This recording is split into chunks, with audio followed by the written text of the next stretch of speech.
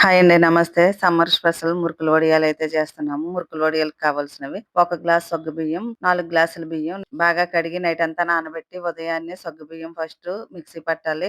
తర్వాత బియ్యాన్ని మిక్సీ పట్టాలి. 2 దోసల పిండిలాగా మిక్సీ పట్టి 2 కలిపేసి పక్కన పెట్టాలి. అలాగే ఒక స్టవ్ పైన గిన్నెలోకి వాటర్ తీసుకోవాలి.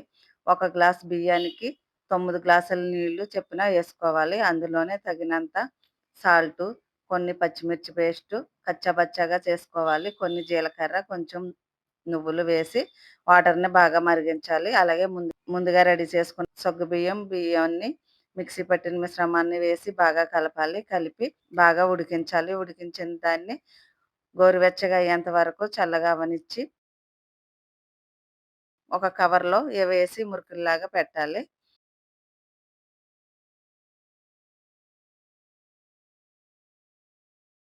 పెట్టి దాన్ని బాగా ఆరనివ్వాలి. ఆరిన తర్వాత వడియాల్ని బాగా వేయించాలి. ఈ వీడియో నచ్చినట్టయితే మన ఛానెల్‌ని లైక్ చేసి సబ్స్క్రైబ్ చేసుకోండి.